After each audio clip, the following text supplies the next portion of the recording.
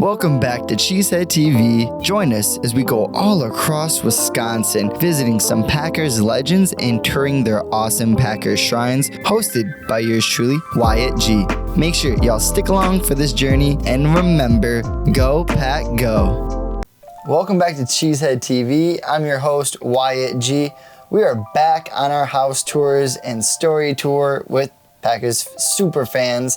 Now, this is stop number 5. We are with a very special guest, Kay Kohlman. Kay, thank you for inviting us in your lovely home. Bet. Now, You bet, anytime. look at this room. It's green and yellow, yard lines painted. Tell us a little bit about the room and the story behind that. My daughter moved out, and I had so much Packer stuff that first it started in our room, and I had my husband make them 3 shelves. They were crowded before I knew what happened. And I said, honey, can we make that a Packer room and go to Home Depot and get team colors, and that's the rest of the story. And now this is what it's evolved to, right? Yeah. So then what did your love for the Green Bay Packers start from? Me and my dad. When they won the first 2 Super Bowls, I really didn't know what was going on. I didn't understand the game.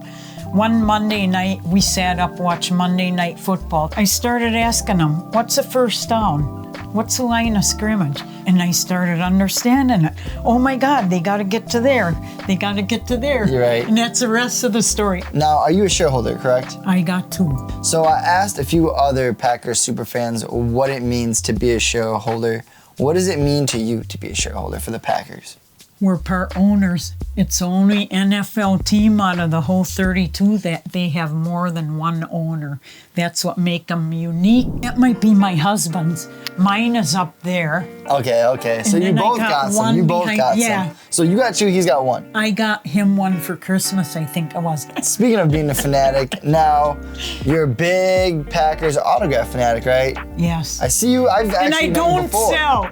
Yeah, and it's funny because I've actually met you before this entire thing. Yep. I remember seeing you at OTAs with your booklet. Tell me a little bit about that. What is your passion for getting autographs start, and when did you start doing that? I think the Brett Favre era. And then my kids were little, and I take them with me. Actually, this picture of me and Coach LaFleur, that day he came out, and there are sellers there. And Coach, can we have autograph? And Coach LaFleur goes, why? So you can sell it? And I'm like, whoa! I had one of my yearbooks out to his page.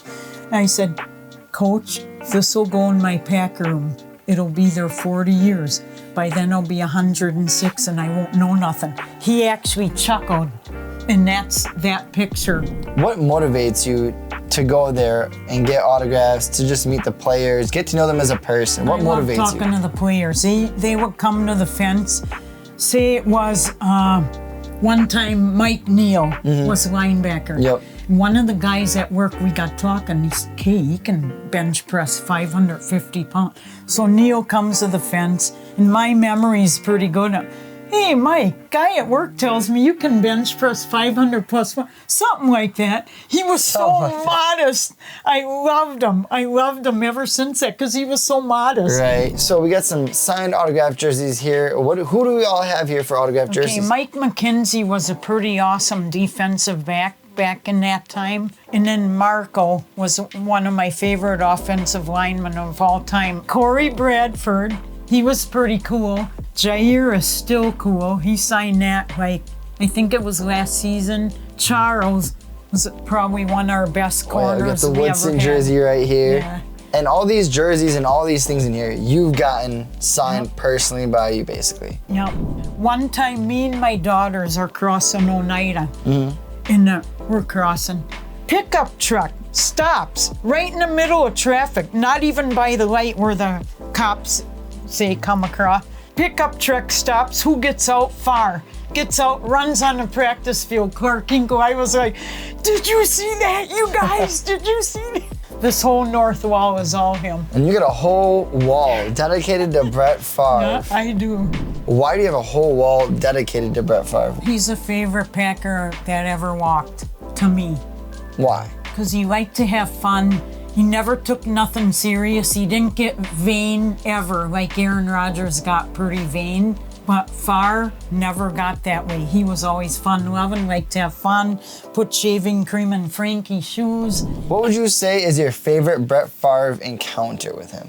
When he jumped out? When he signed that picture, because him and my husband were talking like you and me are. Okay, just personal. He was just the awesomest guy, and his wife Dina was sitting there.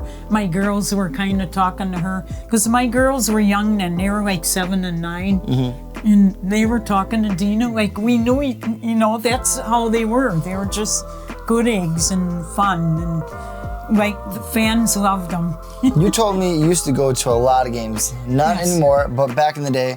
What would be your favorite part about going to the games? What is your favorite part about going to the Lambeau Field? One time me and my husband walked around the stadium. It was a championship game. We played the Carolina Panthers. Walking around, honey, that's Max McGee. He had a long brown coat, littleish guy, baldish. That's Max McGee. But no one was around him. No one even knew nothing. But I knew what he looked like. I didn't go up to him or nothing. What is your all-time favorite Packers memory that you've had? That, still Favre signing that. Yep. And, us getting one-on-one. Yep. I get that. He was in a relaxed environment. Yep. He wasn't in a hurry to go to the lockers and have meetings. Right. Wasn't in a hurry to get on the practice He'd actually talk to you. Yes. He sat there and he talked to my husband for a while. I loved it. We didn't even get into that. All right, what's up with those footballs? Those are from other seasons. Are those all game day programs too? Yes. Nice. Superbowl. Okay. Superbowl 31. So you used to collect 44. programs and when you go win the games? But I went through them. I had like 3 of some. So I had you had weed 'em replicas, out. yep. I had to weed them out. Yeah, and I love talking to the players. That's probably my favorite thing in the world. And the coach. So then going up to Green Bay this upcoming year, what's your game plan? Meeting the new rookies they draft in another month. Yep. And knowing who's who. But Miss Kay, do you have any final message out there for Packers fans, Cheesehead fans all across the world? I'm saying they are the only team in the NFL owned by you, me, that guy, that guy in Stockbridge, that guy in Rosendale, that guy in Milwaukee, even that guy in England, Scotland.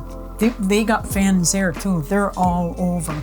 And they got the best fan base. If you go to an away game, they travel. The Dallas playoff game last, what'd you hear in the 4th quarter? Go Pack, go! Even in the 1st quarter when it was getting ugly.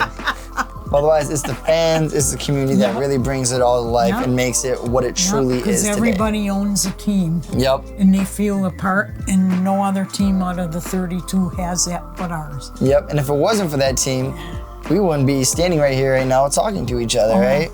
Not sure. If you guys like this video, make sure you like, subscribe, follow Cheesehead TV.